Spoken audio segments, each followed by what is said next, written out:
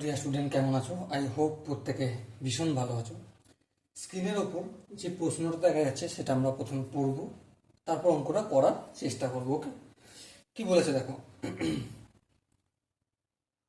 বলেছে যে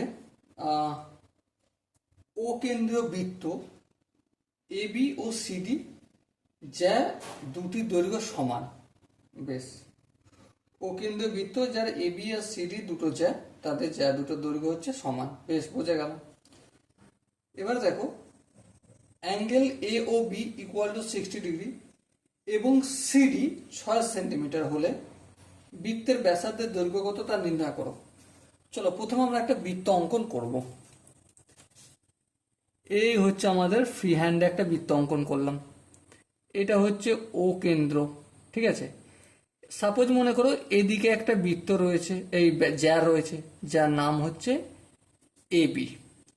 আবার এদিকে একটা জ্যা রয়েছে যার নাম হচ্ছে সিডি। এবারে আমরা কি জানি, A B equal to CD equal to কত? 6 সেমি, তাই তো নাকি? 6 সেন্টিমিটার।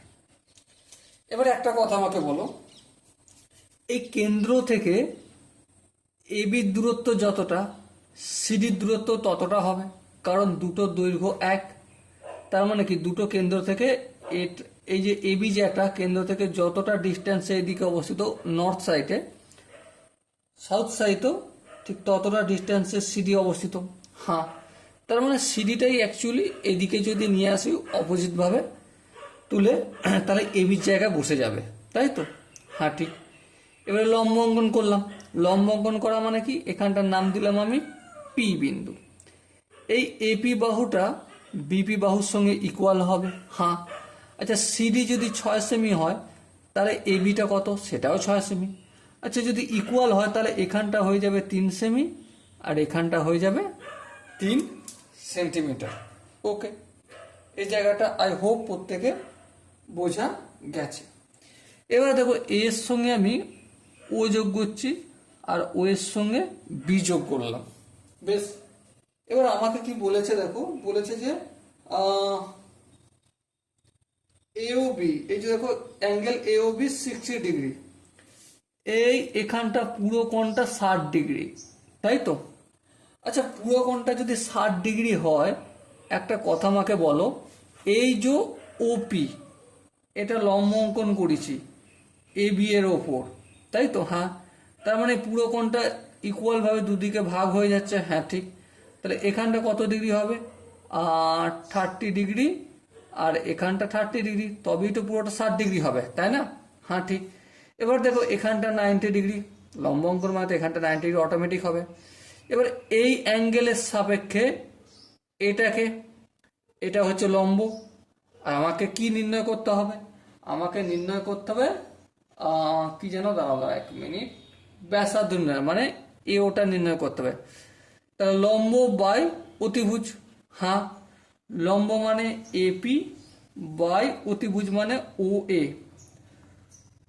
লম্ব বাই অতিভুজ মানে কি? Sine theta. তাহলে সাইন থিটার জায়গায় এই কোণটার সাপেক্ষে আলোচনা করছি, এটা হচ্ছে 30 ডিগ্রি, তাহলে সাইন 30 ডিগ্রি হবে। হ্যাঁ, ঠিক, কোনো অসুবিধা নেই।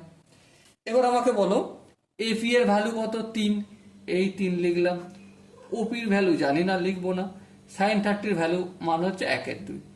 ওপিটা 1-এর সঙ্গে গুণ হবে আর 2টা 3-এর সঙ্গে গুণ হবে, তা 3 দুগুণে 6 ইকুয়াল টু ওপি। তো ব্যাসার্ধ আমি কত পেলাম? বলো বলো, ব্যাসার্ধ আমি 6 সেন্টিমিটার পেলাম। Okay, so dear student, I hope আমি এই জিওমেট্রিটা একটু ট্রাইগোনোমেট্রি ব্যবহার করেছি।